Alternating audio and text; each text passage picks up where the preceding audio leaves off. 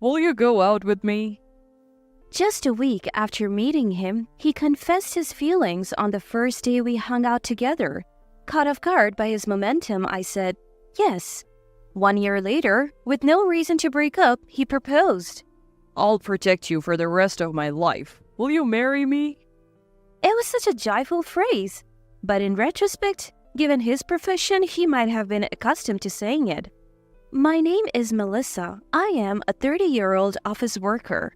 My fiancé Sam is a police officer, 2 years my senior at 32. We met at an event for a hobby we both share. I was invited by my friend from high school and decided to participate. As I approached my 30s, I began to think about marriage, but without any romantic prospects. I joined the event a year ago just because I was invited. I wasn't particularly hopeful, but Sam, who I met there, seemed to take a liking to me for some reason. So we started seeing each other. A week later, we went out to dinner, and that's when he confessed his feelings. He's a police officer, apparently from a long line of them. I don't know anyone in law enforcement, so I knew nothing about that world. But as a fan of TV dramas, I had a vague image of it being quite cool. The proposal came just the other day. There were times when Sam's work kept him too busy to see me, but I thought I could stay with this man. Melissa was just my type. Apparently, he liked the way I looked and would often say things like that. I was happy to hear that, but it bothered me when he said things like, We don't have any high school graduates in our family. Well, I guess it can be helped. As if he was looking down on me for being a high school graduate. But it's true that I only graduated high school and Sam seems like an elite, having graduated from university, so perhaps it's inevitable that he would think that way. My family only has my mom, so I wanted to get a job quickly and make life easier for her, rather than go to college. When I told him that, he nodded and seemed to understand, so I believe he meant no harm. When I was in elementary school, my parents divorced because of my father's debts, and since then, my mother has raised me by herself without any child support, so I didn't want to burden my mother with the cost of college. In high school, I was encouraged to go to college with a scholarship, but I wanted to work and make money as soon as possible, so I chose to join the company I am at now. I have told Sam about this, and when I asked him just to make sure, you don't have any debts, do you? He laughed and said, Of course not. My mother had a hard time because of my father's debts. That's why I hate debts. I felt that even a scholarship was a kind of debt, and I didn't want to borrow money to go to college. Relieved by Sam's response, I decided to marry him. Now I live away from home, but I often talk to my mother on the phone. I have told her about Sam, and when I told her about his proposal, she was delighted. We haven't had a chance to introduce him to my mom due to Sam's schedule, but we're planning a meeting between both families soon, so I'll introduce him to her then. Before the family meeting, Sam asked me to visit his parents' house, so I, though nervous, went to his family's house with him. His mother, who greeted us, seemed to be a quiet person. After greeting her, we were led to the living room where his father was waiting. His father, in a word, seemed to be a big shot, and I was a little put off by him. Once the greetings were over, his father began to talk. Being a police officer himself, we had to listen for a long time to his stories about the cases he had solved. He keeps insisting that he was the only one who could have solved it, but all I can do is nod along. The tea that my mother-in-law prepared is growing cold, and I can't even find the right moment to eat the sweets in front of me. Looking at the clock, I'm shocked to find that only 20 minutes have passed. Time seems to be crawling at an astonishingly slow pace. That just goes to show how boring my father-in-law's stories are. Sam, sitting next to me, seems satisfied, sipping his tea and munching on his snacks. And even more, he's asking my mother-in-law for a second cup of tea. Wait, was he always this inconsiderate? Or is he used to his dad's rambling that he doesn't feel the need to consider my feelings? Although I let my father-in-law's stories in one ear and out the other, nearly an hour of one-sided conversation leaves me feeling quite drained. Finally, it seems like his tale has come to an end. As I reach for my tea, just as I expected, it has gone cold. My mother-in-law tries to make a fresh pot, but Sam interrupts with, It's fine. Melissa likes her drinks lukewarm. And that's why I ended up drinking cold tea. I mean, I do prefer my drinks lukewarm, but I would have preferred to drink it before it got this cold. My father-in-law goes out to have a cigarette, and when he returns, the smell of tobacco follows him in. I find it a little unpleasant, but I'm grateful he smokes outside. Just as I'm thinking this, something even more outrageous happens. My father-in-law brings out some documents and begins spreading them on the table. As I look closer, I realize that they're about me. I'm shocked, but he states matter-of-factly, I had a background check done on you.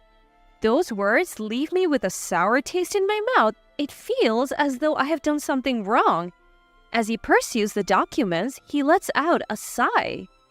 Raised by a single parent and only a high school graduate.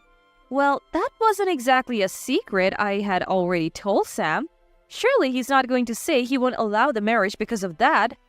However, looking at me, my father-in-law says, You just barely pass?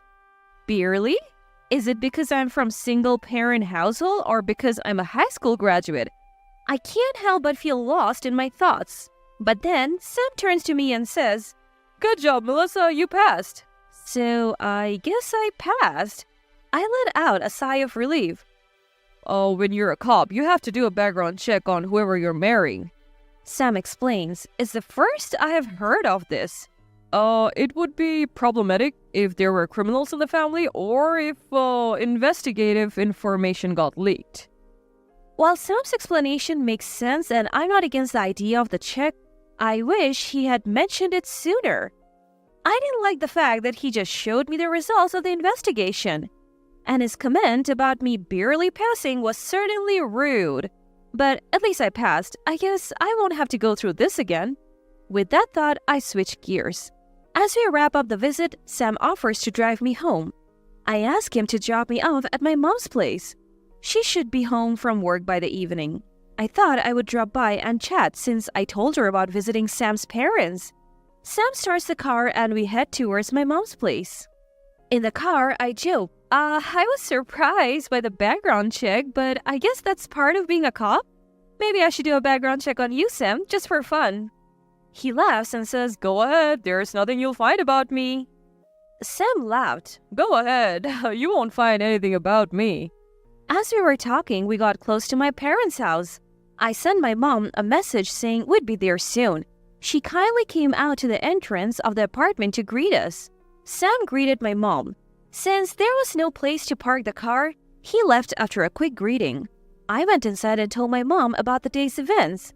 She was surprised about the background check, but she said, It must be tough being a cop, but I don't really like their methods. Then my mom says, That guy, he has a fancy car and he looks well off. But do cops make that much money? He doesn't have any debt, right? I'm not exactly sure about Sam's salary, but he seems like an elite among the police, so I suppose it's decent. My mom was worried about debt because my father had accumulated debt, which led to their divorce. When I mentioned this, my mother simply said, I see. A month later, I arranged to meet my mom at the nearest station to head to a restaurant that Sam's family frequents for our families to meet. A 10-minute bus ride from the station, we arrived at a rather fancy restaurant. Already there were Sam and his parents.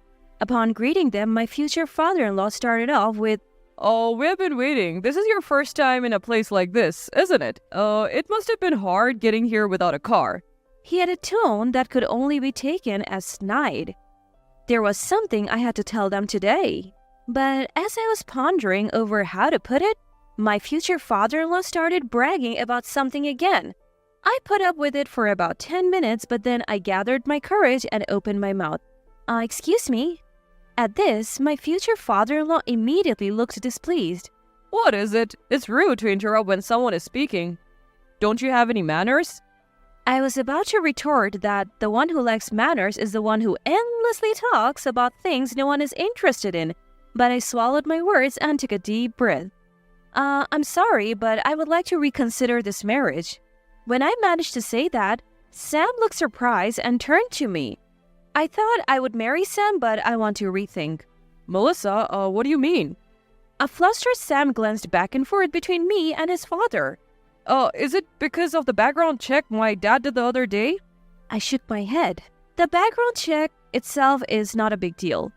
Then it's about my dad's attitude. I agree. It's inappropriate. It's rude to talk about the results of a background check like this, and it must have been torture listening to his bragging all the time, right? When Sam said that, I couldn't help but chuckle. You understand well, but why didn't you stand up for me at that time? At this, Sam seemed at a loss for words. His father was glaring at Sam in silence. That's part of it, but that's not the main issue. Sam, you lied to me.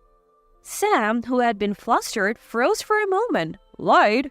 You mean about me dating 2 girls at once?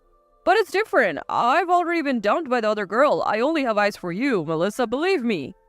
Hearing Sam suddenly expose himself like that, this time I was the one who was frozen. Dating 2 girls at once? From what he's saying, he was dating 2 girls, got dumped by one of them, and decided to marry me? I was momentarily confused, but that must be it. I never expected I was being 2-timed.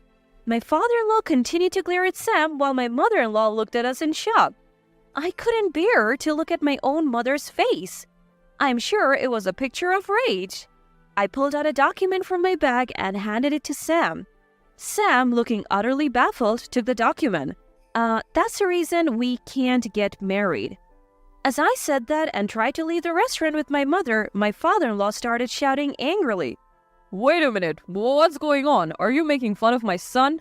We could sue you for unilaterally calling off the engagement, but you couldn't pay the compensation. We have given our blessing to this marriage because Sam likes you despite you being a high school graduate and raised by a single parent. What's your problem? You're incredibly rude. Is this how you were raised? The words ignited my anger. I was about to retort when my mother stopped me.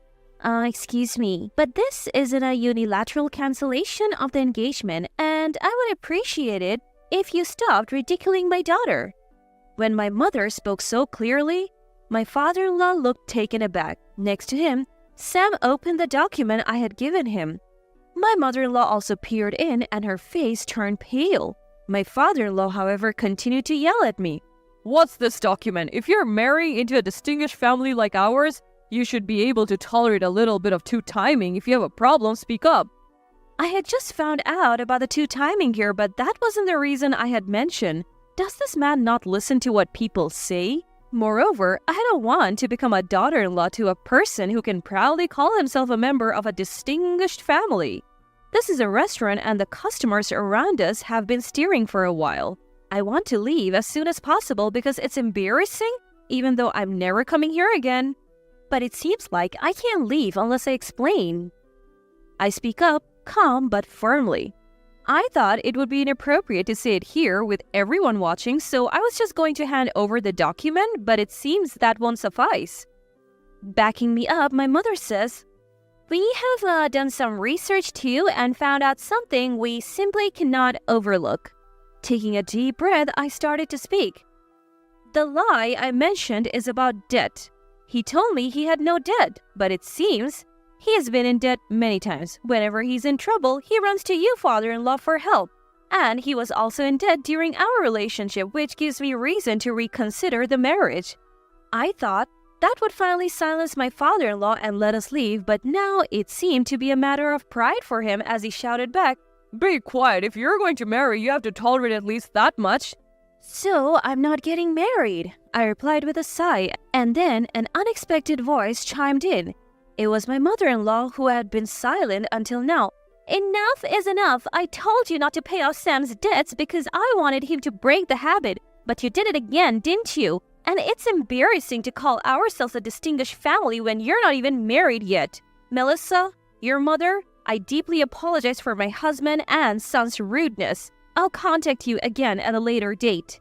With that, my mother and I left the restaurant. On the way home, I asked my mother, Mom, why did you say we should investigate?"